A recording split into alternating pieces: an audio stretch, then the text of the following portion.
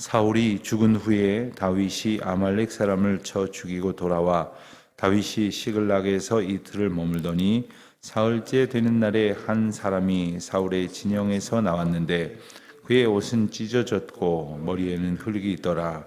그가 다윗에게 나와 땅에 엎드려 절하매 다윗이 그에게 묻되 너는 어디서 왔느냐 하니 대답하되 이스라엘 진영에서 도망하여 왔나이다 하니라.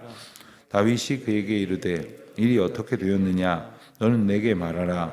그가 대답하되 군사가 전쟁 중에 도망하기도 하였고 무리 가운데에 엎드려져 죽은 자도 많았고 사울과 그의 아들 요나단도 죽었나이다 하는지라.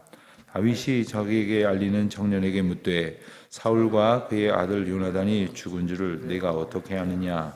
그에게 알리는 청년이 이르되 내가 우연히 길보아 산에 올라가 보니 사울이 자기 창에 기대고 병거와 기병은 그를 급히 따르는데 사울이 뒤로 돌아 나를 보고 부르시기로 내가 대답하되 내가 여기 있나이다 한즉 내게 이르시되 너는 누구냐 하시기로 내가 그에게 대답하되 나는 아말렉 사람이니이다 한즉 또 내게 이르시되 내 목숨이 아직 내게 완전히 있으므로 내가 고통 중에 있나니 청하건대 너는 내 곁에 서서 나를 죽이라 하시기로 그가 엎드려진 후에는 살 수 없는 줄을 내가 알고 그의 곁에 서서 죽이고 그의 머리에 있는 왕관과 팔에 있는 고리를 벗겨서 내 주께로 가져왔나이다 하니라.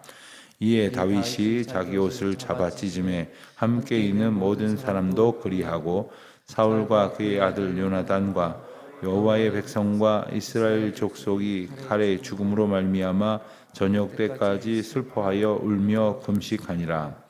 다윗이 그 소식을 전한 청년에게 묻되 너는 어디 사람이냐 대답하되 나는 아말렉 사람 곧 외국인의 아들이니이다 하니 다윗이 그에게 이르되 내가 어찌하여 손을 들어 여호와의 기름 부음 받은 자 죽이기를 두려워하지 아니하였냐 하고 다윗이 청년 중 한 사람을 불러 이르되 가까이 가서 그를 죽이라 하매 그가 침에 곧 죽으니라.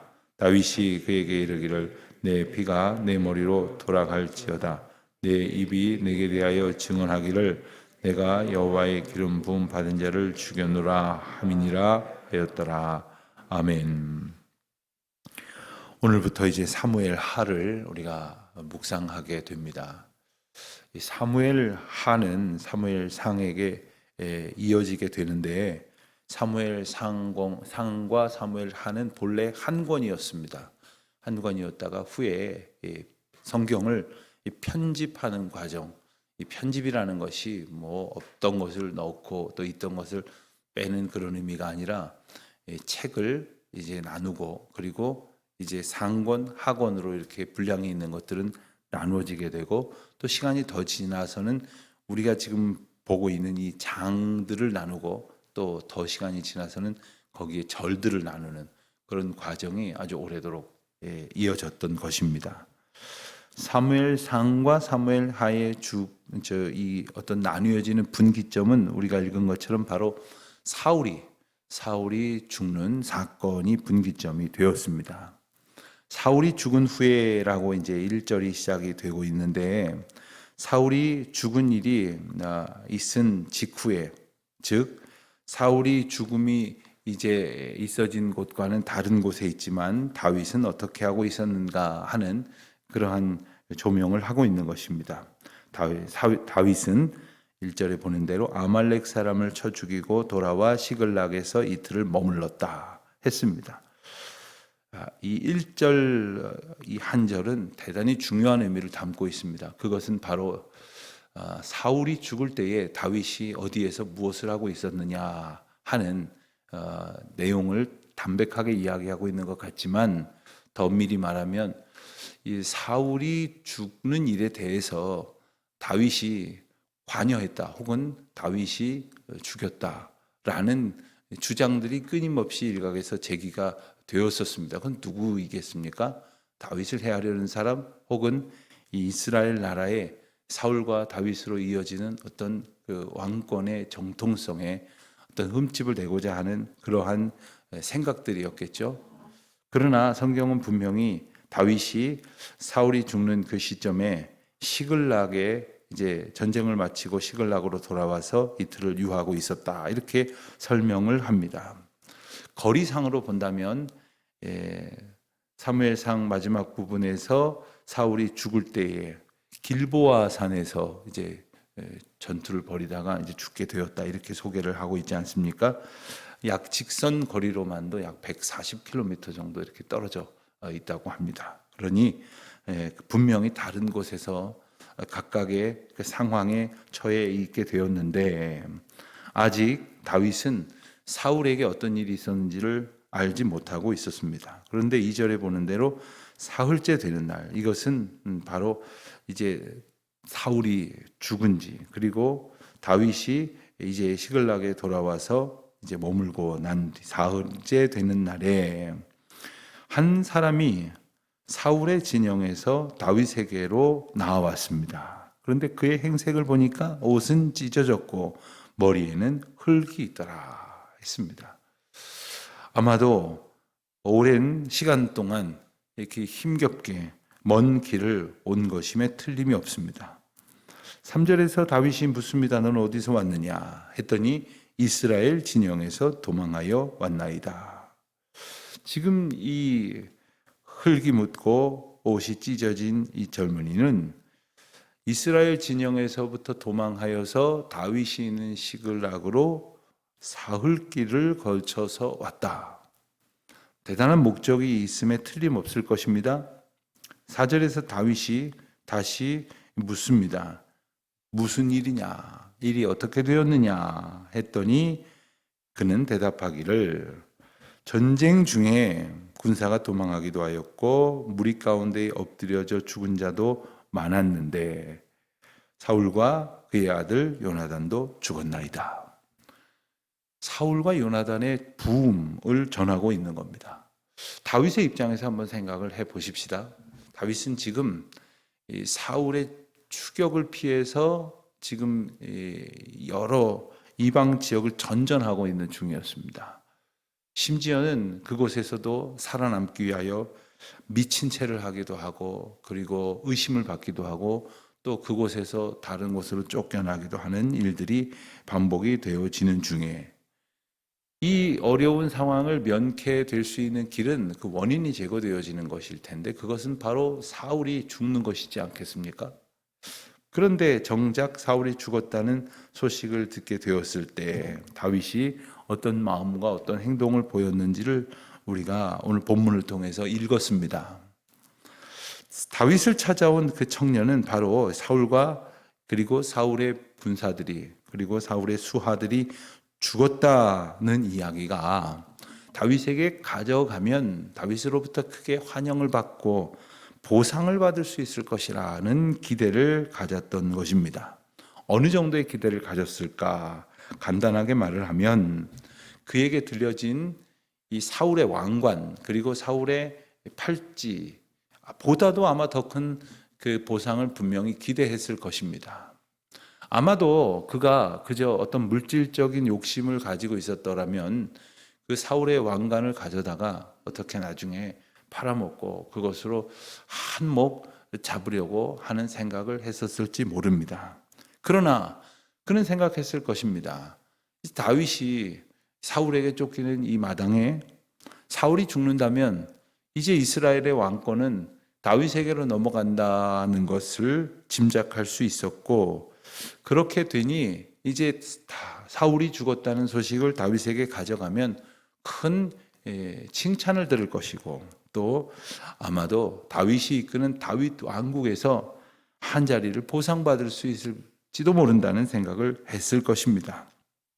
다윗은 그에게 묻습니다. 5절에 보니까 사울과 그의 아들 요나단이 죽은 줄을 네가 어떻게 아느냐? 그랬더니 그 청년은 말하기를 내가 우연히 길보아 산에 올라가 보니 여기서 그는 정말 우연하게도 그의 어떤 정체를 들킬 만한 그런 표현을 사용했습니다.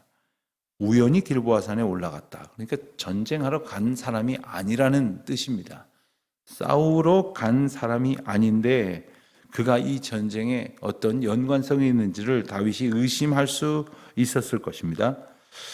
그때 사울이 자기 창에 기대고 병거와 기병은 급히 따르는데 사울이 나를 보고 부르기를 내가 대답하되 내가 여기 있나이다 한즉 8절입니다. 내게 이르되 너는 누구냐 하시기로 그에게 대답하되 나는 아말렉 사람이니이다 하며 그의 대화가 이어졌을 때 사울이 나를 죽이라 내가 고통스러워서 견디지 못하겠으니 나를 죽이라 했다는 말입니다.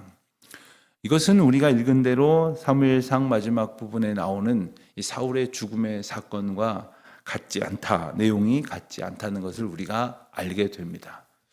다윗은 그의 이야기를 선뜻 받아들일 수 없었던 것은 아무리 생각을 해봐도 분명히 사울 주변에는 사울의 30일 사무엘상의 표현으로는 병기를 든 자, 즉 사울을 보호하는 수행원들이 있었을 것인데 그들이 아니라 낯선 이방 청년에게 나를 죽이라고 했을 리가 없다는 것입니다. 더군다나 할례받지 아니한 이방 족속에게 목숨을 맡긴다? 그것은 다윗이 가지고 있는 사울에 대한 이해로 봤을 때는 도저히 말이 되지 않는다는 생각을 충분히 하게 되었던 것입니다. 그가 왕관과 그리고 팔고리를 가지고 다윗에게 사흘 길을 마다하지 아니하고 뛰어왔던 이유는 우리가 짐작하는 대로 그리고 다윗도 간파하는 대로 또 다른 의도와 욕심이 있었던 것을 우리가 알게 됩니다. 여러분, 우리는 세상을 살아가면서 크고 작은 일마다 어떤 자기의 판단 기준, 자기의 가치관, 인생관을 가지고 행동하게 됩니다. 속일 수 없습니다. 너무나 어쩌면 자동적으로, 본능적으로 자기의 본성에 따라서, 자기가 가지고 있는 기준에 따라서 움직이게 됩니다. 그런 가운데에 오늘 다윗과 이 젊은 병사의 모습을 이렇게 보면서 우리는 어떤 기준을 가지고 살아가는지를 생각하지 않을 수 없는 것입니다. 우선 다윗은 11절에 보는 대로 이 사울과 요나단 그리고 그의 죽음 앞에서 옷을 찢으면서 애통해했습니다. 그리고 12절에 보는 대로 사울과 아들 요나단이 그들의 칼의 죽음으로 말미암아 저녁 때까지 슬퍼하며 금식하니라. 그러니까 애도의 시간을 모든 사람들과 함께 갖고는 다시 13절에 그 청년을 불러다가 자초지종을 묻습니다. 그리고는 14절에서 다윗이 그에게 분명한 핵심을 지적합니다. 네가 어찌하여 손을 들어 여호와의 기름 부음 받은 자 죽이기를 두려워하지 아니하였느냐. 바로 이 말씀이 다윗이 오늘 행동하고 있는 핵심이 되고 그리고 다윗의 삶의 원칙이고 그리고 다윗의 인생관이다라고 말할 수가 있는 겁니다. 우리가 아는 대로 다윗은 이 사울을 피하여 다니다가 2번이나 사울을 죽일 절호의 기회가 있었습니다. 그때 사울을 죽이고 위기에서 벗어나서 오히려 이스라엘의 왕권을 차지할 수 있을 너무나도 확실한 그러한 기회가 있었음에도 불구하고 다윗은 사울을 죽이지 않았습니다. 그때도 꼭 같은 이유였습니다. 여호와의 기름 부음 받은 자이기에 내가 죽이려 할 것이 아니라 하나님께서 주장하실 것이다. 그러니 하나님께서 살려두신다면 그래서 혹 내가 어려움을 겪고 피한다 하더라도 그 또한 하나님의 도우심을 의지하여 피할 일이고 그의 처분은 하나님께 맡겨야 한다 하는 것이 다윗의 가치관이었습니다. 그러나 이 소식을 전하고 있었던 젊은이는 그게 아니었죠. 적어도 그 물질을 더 넘어서는 그러한 욕망으로 다윗에게 다가와서 뭔가 어떤 처세, 자신만의 어떤 처세의 원칙을 가지고 자기 이익을 따라서 배반도 서슴지 않는 행동을 하고 있었던 것입니다. 거짓말을 합니다. 그리고 자기를 드러내기 위하여 상황을 속이기도 합니다. 그러면서까지 자기 이익을 얻으려고 하는 것이 완악한 인간의 삶의 본성이라고 하는 것을 오늘 본문은 우리에게 보여주고 있는 것입니다. 우리는 하나님의 말씀을 통해서 하나님이 어떠하신 분인지를 알아야 하면서 동시에 그 앞에 부름받은 인생은 어떠한 존재인지, 특별히 나는 어떠한 존재로 살아왔는지를 깨달아야 합니다.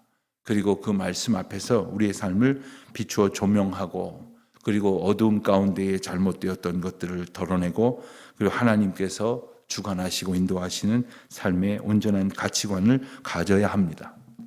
우리가 말은 하나님을 기쁘시게, 나 주님의 기쁨 되기 원합니다, 이렇게 찬송도 부르고 세상을 살아갑니다마는, 가만히 보면 우리가 살아가는 모습을 보면서 하나님이 기뻐하시지 않을 만한 일들로 가득하고, 또 누구도 함께 즐거워할 만한 것이라고는 드러내지 못하는 그런 삶을 살아갈 때가 얼마나 많은지를 우리는 생각해 보아야 할 것이겠습니다. 정말로 하나님을 기쁘시게 하는 삶을 살아가느냐, 그러기 위해서는 다윗이 오늘 고백하는 것처럼 하나님의 주권, 하나님의 기름 부음 받은 자 죽이기를 두려워할 줄 아는, 하나님이 주관하시는 인생을 내가 함부로 어떻게 말하고, 그리고 함부로 나에게 있는 어떤 힘을 가지고 행세하지 못할 것이라고 하는 주님의 주권적 인생관을 가지고 살아가야 할 것이라는 말씀입니다. 오늘도 우리가 주님의 뜻 가운데에 많은 시간을 보내게 될 것입니다. 많은 일들이 우리에게 또 있을 것입니다. 많은 사람을 만나게 될 것입니다. 그때 조변 섞게 하는 그러한 인간의 가치관으로 살아가는 것이 아니라, 이 사람을 만나면 이랬다가 저 사람을 만나면 저랬다가 그렇게 살아가는 것이 아니라, 오직 하나님의 인도하심을 의지하여 하나님의 주권 가운데에 순종함으로 살아가는 저와 여러분, 도무지 우리로서는 그와 같은 그 의지나 그와 같은 삶의 자세를 가질 수 없기에 날마다 하나님 앞에 의지하고 살아가는 저와 여러분 되시기를 주의 이름으로 축원드립니다. 하나님 아버지, 저희를 주님의 은혜 가운데에 오늘도 붙드시고 인도하시니 감사와 찬송과 영광을 돌려드립니다. 저희가 어찌 하나님의 뜻에 합당하게 살 능력이 있겠습니까? 주님 붙들어 주시고 성령 하나님 저희들 주장하여 주셔서 오늘도 주님이 저희의 삶의 기준이 되고 주님이 인도하시는 그 길이 저희의 길이 될 수 있도록 주장하여 주시옵소서. 예수님의 이름으로 기도드립니다. 아멘.